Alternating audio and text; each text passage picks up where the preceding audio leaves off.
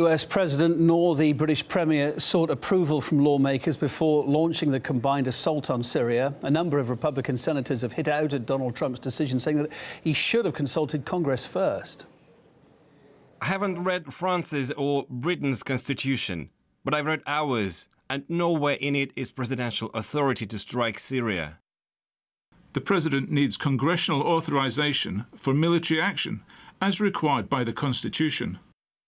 Airstrikes are an act of war. Atrocities in Syria cannot justify departure from Constitution, which vests in Congress power to commence war. Well, one of those Republican senators condemning the US, British and French operation is Richard Black. Delighted to say joins us now. Hi, Richard. Yeah, you must have watched what happened last night with some dismay. First off, why didn't President Trump go to Congress to get that approval then? I think it was very clear from what happened under President Obama that the Congress would not. Once the people had an opportunity to have a voice, there is no way that they would have approved an attack on Syria. So it was enough to go together, as President Trump put it. He said he went with the allies together and they marshaled their righteous power. That was enough to go to war last night. Was it like that? Well, you know, the odd thing is that we do not know whether chemicals were used or whether this was just a fabrication. And if they were used, we have no earthly idea who used them. But we do know just logically, there was no motive whatsoever for Syria to do it. First of all, they had conquered Jaish al-Islam in Douma, and they were already shipping them out on buses. Jaish al-Islam had burned their own tanks. They were shredding documents and so forth. They were leaving. They were finished. The war was, the battle for Douma was over.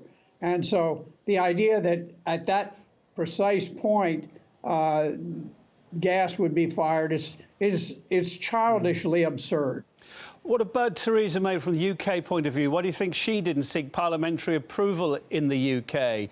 Bit like Trump. Do you think she wouldn't have got it or what?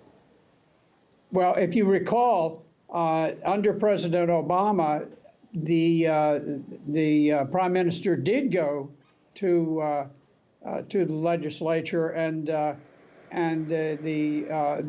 was rebuffed, and they refused to go in, and so that caused us. It had a reverberating effect on the United States, and at that point we simply withdrew, and we never did have a vote in Congress because we knew we were going to lose once the people had the opportunity to voice their opinion.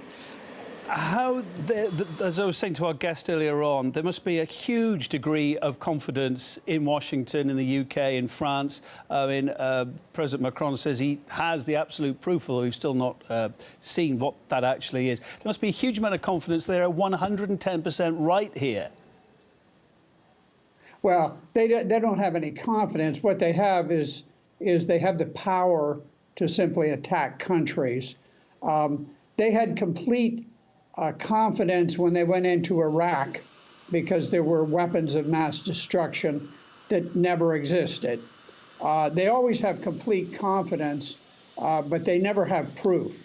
And you could never, if you tried to prosecute Syria for this in a legitimate court of law, you could never get a conviction. I will tell you, I'm a prosecutor, and you would never get a conviction of Syria for what happened. And of course, this happened on the eve of those OPCW investigators carrying out their work there. That was supposed to be, well, this morning, and this happened just a couple of hours before it.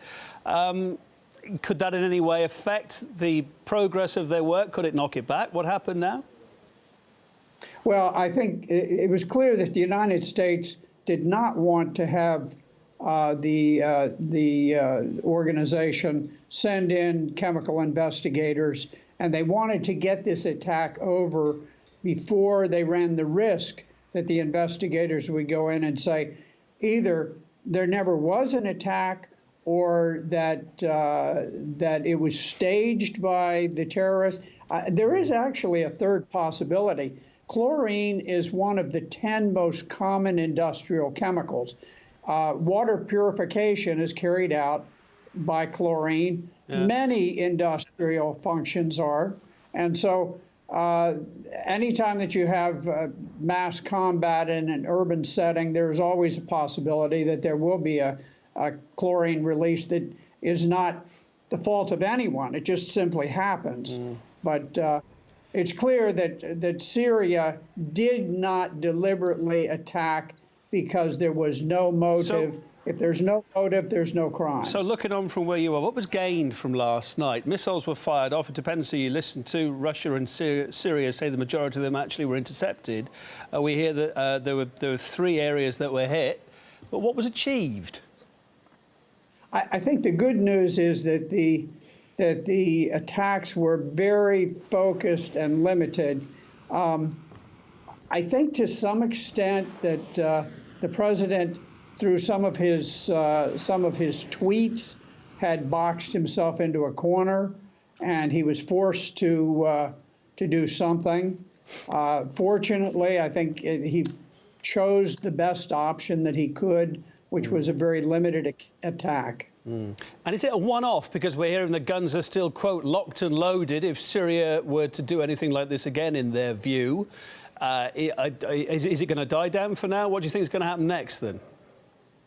Well, you know, when you make that type of announcement to the terrorist, you simply send a signal to them, stage another provocation, stage another hoax.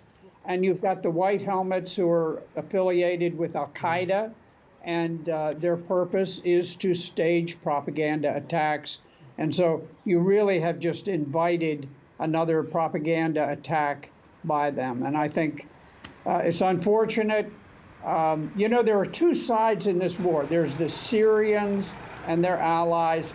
There are the terrorists and their allies. Why is there so much confusion? Why is there so much confusion, as you said, about these guys, the white helmets? On one side, they're painted as heroes, humanitarian heroes. On others, Russia is saying, in fact, the one theory out yesterday was the fact they were being highly pressured to do this earlier on this month and being pushed by the UK to do it. Why is there so much confusion over who these people actually are on either side? Well, there's a tremendous amount of financing that goes to the white helmets to create this propaganda organization. So are they're they the able good to, guys? Oh, absolutely not. No. These are Al-Qaeda. They fight, and then when there's a propaganda hoax to be staged, they throw on a white hat and they run around and pretend that they're picking up children. They've been caught different times. In fact, they were caught once pulling a mannequin out from under rubble and pretending that it was a victim of an attack. So who's doing they're the very PR then? Who's selling them as the good guys? Well, the West is doing it because it falls into line with the propaganda. And, you know, there's been enormous propaganda through all the years of this war directed at Syria. And of course, Syria doesn't have the wealth and the power over the media to counteract it. So you have people like me and others who simply have a voice and they study what's going on and they understand the truth. And so they disclose the truth, and it is an enormous irritation to the NATO countries that people are telling the truth about what's going on. Very interesting to hear your thoughts. Richard Black, Republican Senator from Virginia. Thanks for making the time to Bernard International. Nice to see you, sir.